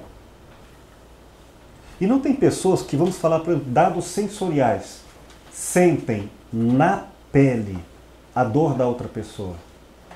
Ela sente dor de cabeça, por exemplo. E essa dor de cabeça não tem nela, em seu organismo, nenhuma origem, nenhuma causalidade própria. E essa dor de cabeça, ela é intuitivamente, de alguma forma, comunicada com a dor de cabeça de outra pessoa. Há até estudos que tentam ver isso de várias maneiras, como mulheres que passam a se menstruar juntas, até uma fisiologia dada entre amigos, por uma espécie de comunicação não racional entre organismos. E o mesmo acontecia também entre animais. Francisco de Assis falava com animais. Acham que é uma coisa apenas de santos? Vão em alguns interiores das fazendas por aí, nos sertões de Goiás, que nós vamos ver rezadores que rezam para a cobra ficar longe da fazenda. Mas atenção, isso é fato e se verifica. Algumas pessoas conversam com os animais e há respostas que podemos dizer, não sei como, mas houve uma linguagem. E vou dizer mais, elementos como a outra pessoa, esse gado tem tantas arrobas, como é possível ele saber? E matematicamente algumas pessoas sabem. Assim como médicos que podem saber, ou pessoas sem conhecimentos de medicina, elementos que precisarão de testes diagnósticos para uma confirmação e que não foi um chute, porque se verifica antecipatoriamente com previsibilidade, ou seja, com fatos estatísticos que se repetem. Então, são cientificamente observados, mas não explicados pela racionalidade. Isso acontece na medicina, isso acontece na arte, isso acontece nas ciências, acontece na educação, por que não aconteceria também na terapia e nas esferas do consultório? Portanto, a filosofia clínica, além da fenomenologia, do estruturalismo, deve também conversar com um pathos da transversalidade, que atravessa para além do eu, mas que chega ao eu, de alguma forma se revela. O tema disso será percorrido em outras aulas, sobretudo em um tópico que nós estudaremos ao longo do curso por um viés da filosofia clínica chamado de matemática simbólica, no qual, entre as esferas disso, vamos até lidar com assuntos que transcendem a condição humana. Vou citar isso mais adiante, e Lúcio Pacter chama de sinonímias, também um neologismo, tema para outros tempos. Apenas como um caráter introdutório, vamos à metafísica no consultório. Página 116, depois de longas considerações sobre a relação do diálogo em várias situações, aqui do livro Filosofia Clínica e Espiritualidade. Diz assim, sobre os tipos de patos que são necessários nessa condição filosófica do ir ao outro. Primeiro, vamos deixar bem claro, existe uma completa ausência do patos, como reificação pela indiferença ou negação da humanidade da existência de outrem, numa relação entre o eu e aquilo que não é em si mesmo um outro eu, isto é, uma pessoa reduzida à condição pronominal de isto, aquilo. Isto é, se formos ao outro sem patos, como fosse óbvio, senso comum, ou como se ele fosse a minha teoria de qualquer natureza pronta, com tipologias de qualquer julgamento filosófico, psicológico, científico, e não quero dizer que não sejam verdades, mas que eu não for ao outro com profundo estranhamento do jeito de ser do outro, ele será coisificado pela minha teoria. Tá. Agora vamos ao aspecto da filosofia clínica. Como patos de alteridade. Por autonomia na relação de outridade entre o eu, o do filósofo clínico, e o eu de outrem, a do partilhante. Um reconhecimento racional. É método, é filosofia, é raciocínio, é conhecimento. E digno, racional e digno entre o si mesmo e aquele que não sou eu. Estou diante do outro. Vou respeitar isso. Vou conhecer diante dessa sabedoria que não sou eu. Tá. Terceiro, agora sim, como patos da transversalidade, pelo reconhecimento legítimo de um, aspas, íntimo absurdo, na relação entre o eu, de quem julga, o filósofo clínico, por exemplo, e a inefabilidade da existência. Não dá para querer racionalizar tudo. Isso seria matar também o mistério e a infinitude da condição humana. Por patos da transversalidade, e é um patos cuidadoso, por isso ele também é amoroso, eu quero citar elementos que não são necessariamente místicos, para não entenderem por metafísica apenas esse aspecto, né?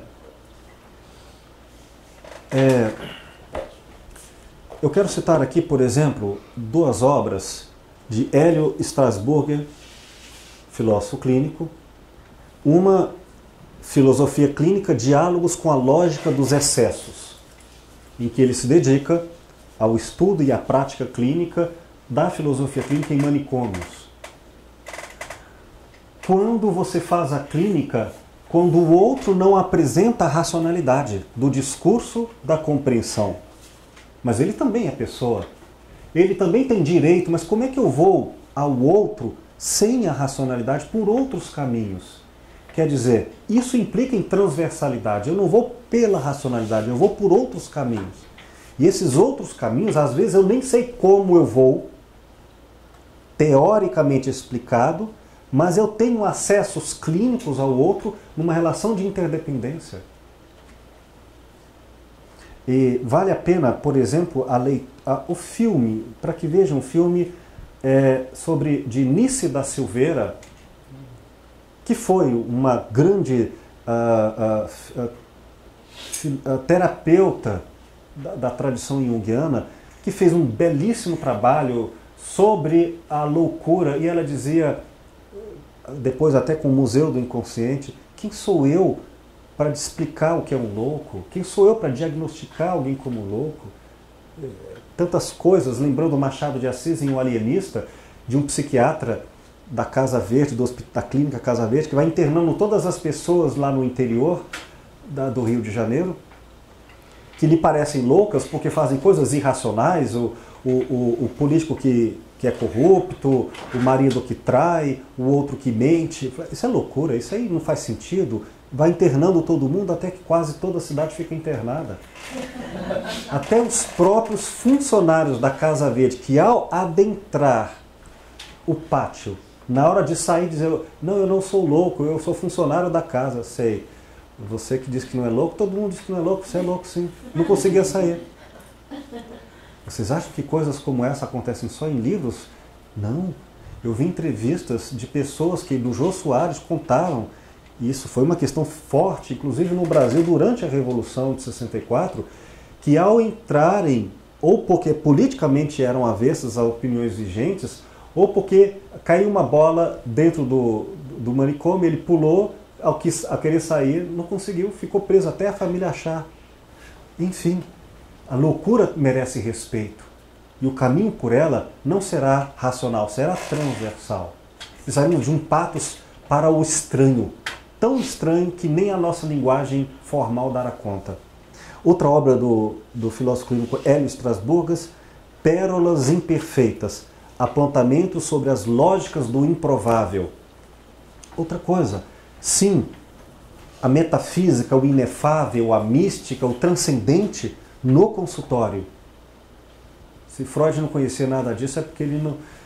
faltava ele dar uma volta aqui na Bahia, uma volta aqui no Brasil, que ele vai dizer, isso aqui nem é paranormal, isso aqui é normal, o que é isso?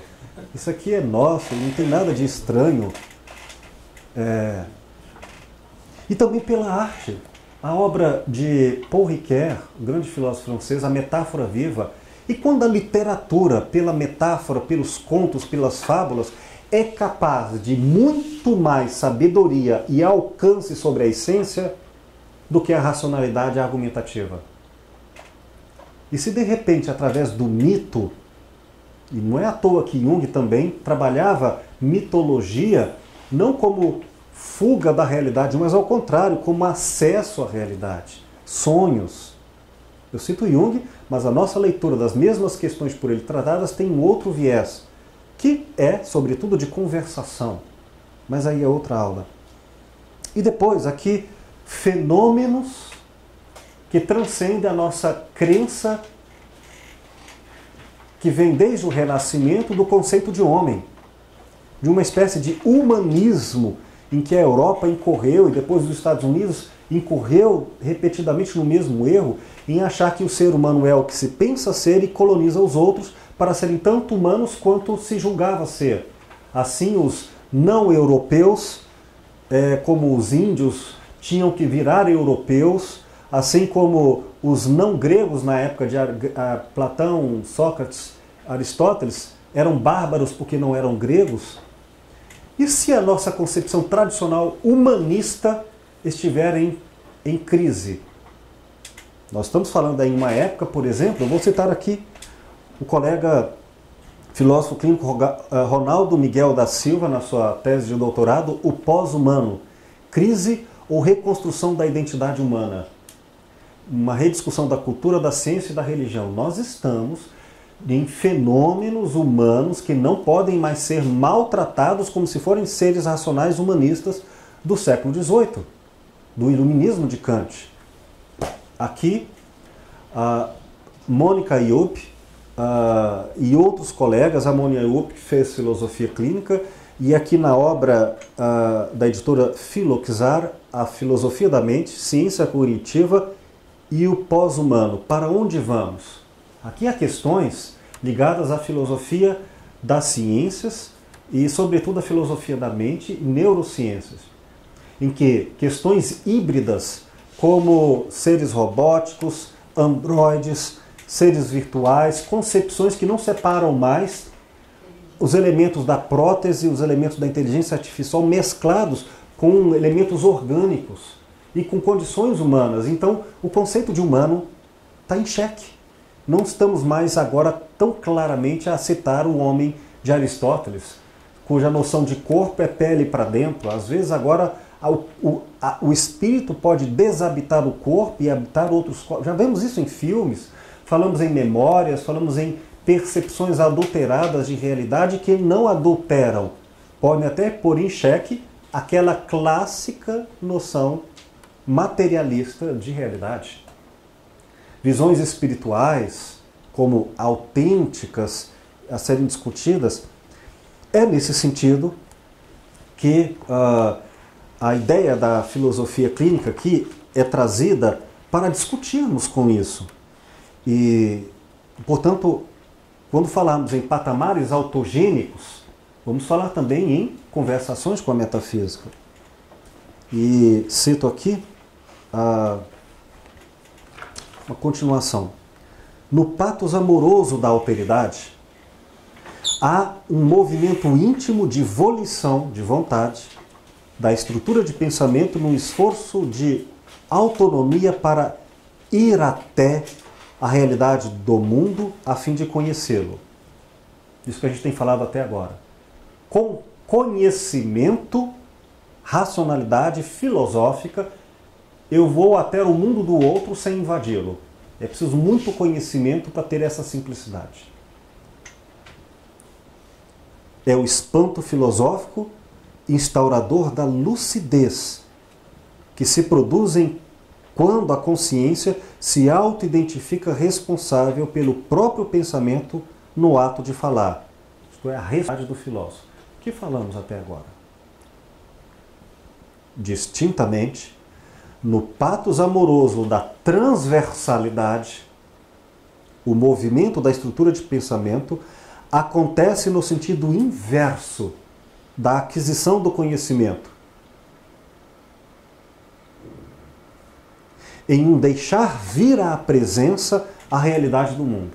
Num eu vou conhecer, agora eu escuto, eu aprendo, eu deixo vir, deixo me apreender do que eu achava que não era possível, mas eu quero ouvir o inefável.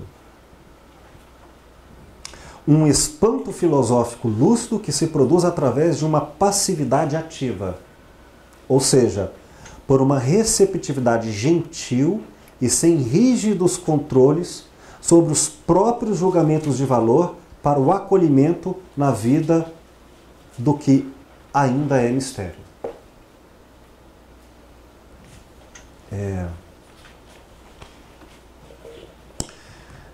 Bem no início da obra de O Pequeno Príncipe, quando o aviador cai no deserto e ele está com pouca água, pouca comida e um tempo curto para consertar o avião se ele não quiser morrer de fome e de sede, portanto, com uma preocupação responsável, séria, pertinente, em ter que consertar o avião. Então ele está se concentrando a isso, é uma questão de vida ou morte. Nesta hora, aparece um pequeno príncipe, do nada, completamente estranho ao contexto, um delírio talvez, mas enfim, ele diz uma coisa nada a ver, desenha um carneiro para mim. Como assim? O que é isso? Quem é você? Ele não responde nenhuma pergunta, ele só faz perguntas, desenha. E aí o menino começa a ficar até chato. Depois de muita teimosia, fala, olha que coisa estranha, eu vou desenhar. É isso. Não, esse desenho ficou mal feito, desenha outro. O Pequeno Príncipe insiste em uma coisa assim que racionalmente não faz sentido. O que é isso? Aí ele tem uma intuição, que é eu vou usar essa figuração de linguagem para a figuração do patos amoroso da transversalidade. Olha o que ele diz. O aviador. Quando o mistério é impressionante demais, a gente não ousa desobedecer. Aí ele vai escutar e vai ter toda uma conversação com aquela figura. Pois bem, muitíssimo interessante é notar o fenômeno do patos amoroso da transversalidade em diferentes espaços de interlocução e cultura, como tão frequente se mostra em autores como Clarice Lispector e Guimarães Rosa. Aqui nós vamos ver essa passagem em várias personagens. No Grande Sertão Veredas, de Guimarães, o personagem Reobaldo fala coisas de uma pessoa completamente analfabeta que a obra vai mostrar claramente assim, quem está dizendo não é ele, é o sertão que está dizendo. É o sertão que está dizendo. E aí, eu vou citar aqui Sócrates, o próprio Sócrates, que tinha seu daimon, que falava com ele, mas não lhe dizia o que as coisas eram, dizia o que elas não eram, e deixava ele pensando e refletindo. E não era via racionalidade, era via intuição. O próprio Sócrates, que inaugura a racionalidade como nós a entendemos, ele também tinha o patos da transversalidade, não só o da alteridade ou da racionalidade. Por que não faríamos então isso em consultório? Como verdadeira escuta ao estranhamento da vida. E aí eu trago aqui outros elementos importantes de nós percebermos, porque aqui, há outros exemplos, eu cito aqui, na cultura hebraica, há a citação de páginas abertas de livros sagrados ao acaso. Não por ignorância, mas para deixar que vazões para além da racionalidade do controle possam dizer coisas. É um método. Outros, o I Ching, o oráculo do I Ching mostra na cultura chinesa, o tarô em várias culturas. Enfim, há elementos diversos que serão tratados aqui. É nesse sentido que nós nos aproximamos de uma conclusão hoje da metafísica como um elemento fundamental para o movimento da autogenia do ser humano, da autogenia na estrutura de pensamento na clínica terapêutica. E aí nós nos encaminharemos agora, já a partir da próxima aula, para elementos mais, como eu posso dizer isso, embora seja uma prática, só didaticamente, mais práticos de como fazer isso. Como, então, respeitar via fenomenologia, que nós aprofundaremos métodos, via estruturalismo, que nós aprofundaremos o método, e via metafísica, além de filosofia da linguagem, hermenêutica, lógica formal, parasintática, vários métodos, como ir ao mundo do outro. Seja lá como for, a mensagem de hoje é: nós faremos isso com 3 condições que jamais poderemos nos abster. A de uma amizade filosófica ao outro, ao estranhamento, uma profunda amizade no sentido de respeito no momento do estranho e da discordância. Quem sabe até no ponto, para alguns possíveis, para outros impossíveis, como José Saramago acreditava ser impossível a proposta cristã de amar o inimigo, mas até isso como possibilidade de condição filosófica de um amigo.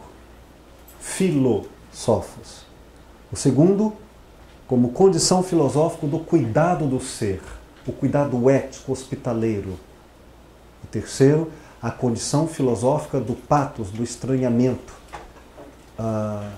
da epifania, dessa situação do que eu sei que não sei diante do infinito outro. O pequeno outro, o grande outro. E é com esse respeito humilde, profundo do outro e as condições de ir até o outro que nós nos despedimos hoje com mais esta aula. Muito obrigado a todos.